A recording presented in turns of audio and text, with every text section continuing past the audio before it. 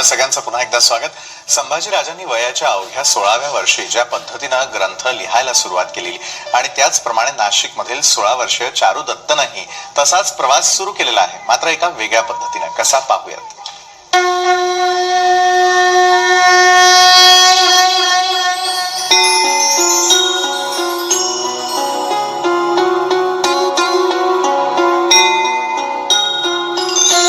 एक घर जिथे अभंग राहतात, एक घर जिथे वेद सर्वत्र दिसतात, एक घर जिथे ज्ञानोबा तुकोबांच्या ओव्या राहतात, एक घर जिथे अभंगांच्या भिंती आहेत, एक घर जिथे ओव्यांचं छत आहे.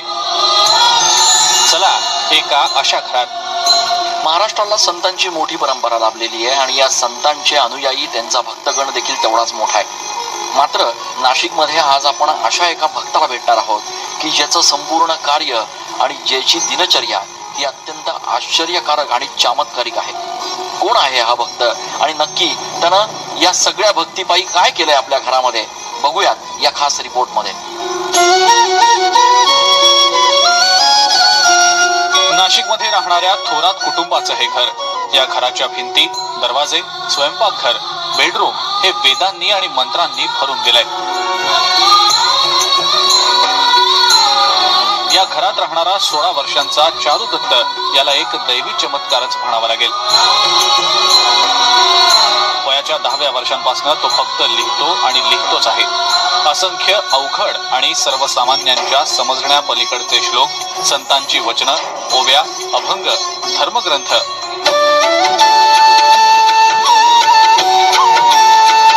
चारू दत्तच्या घरात पाऊल ठेवल्यानंतर घरातला एकही कोपरा, एकही जागा अशी नाही ज्या ठिकाणी त्यानं हे लिखाण केलेलं नाही.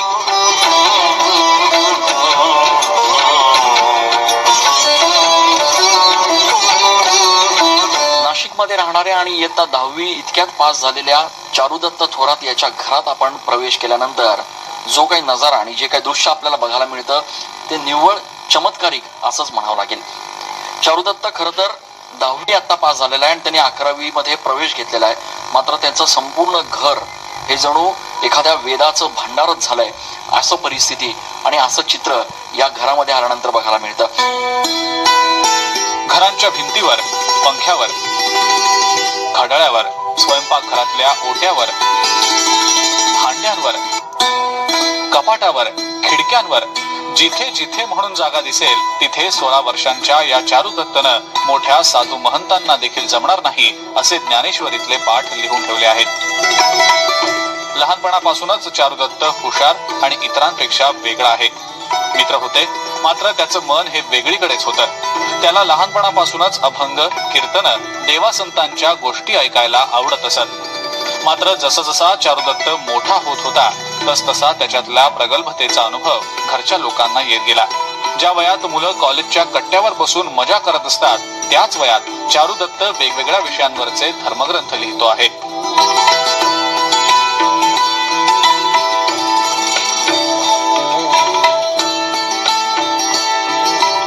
मानवी जीवनाचा प्रवास, त्याचा अंत, मोक्ष याबाबतचं त्याचं विश्लेषण ऐकून भल्या भल्यांना थक्क व्हायला होतं. एवढ्या लहान वयात त्याला हे अगाध ज्ञान कसं प्राप्त झालं याचं कोडं न सुटणार असल्याचं त्याचे आई वडील देखील सांगतात.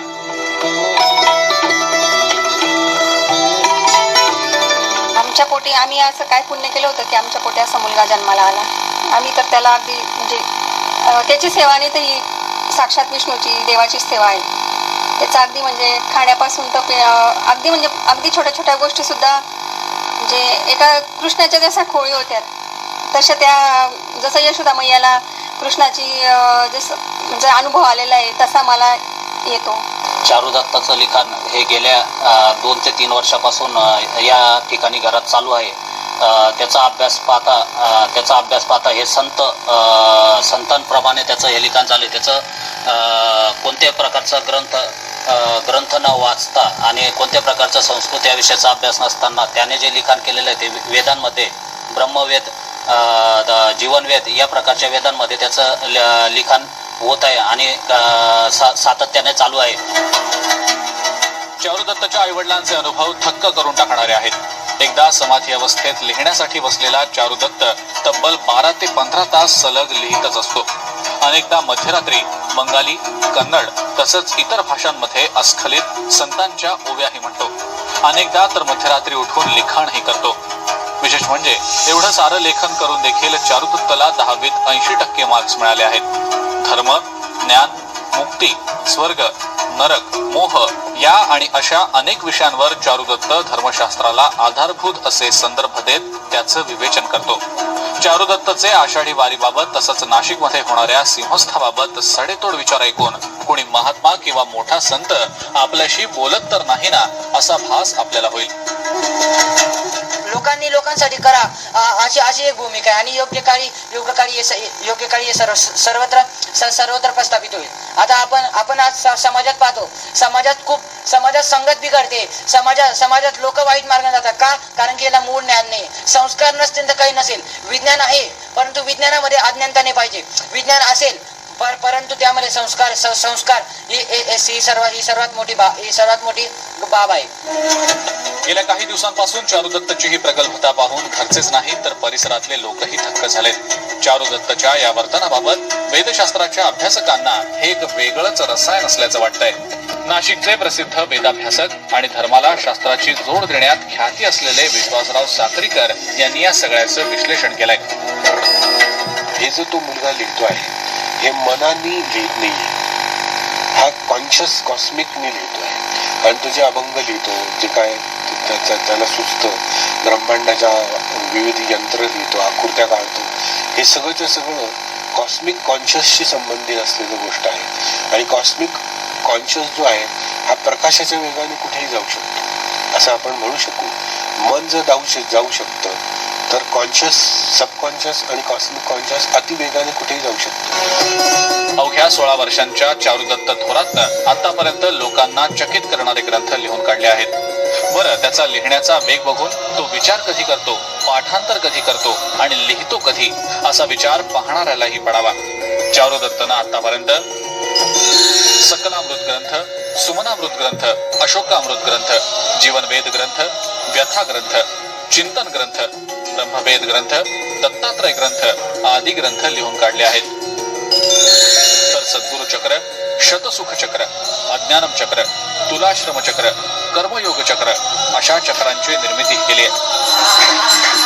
त्यामुळे चारुदत्तच्या या सगळ्या गोष्टींना चमत्कार म्हणावा का असा प्रश्न पडल्याशिवाय राहत नाही.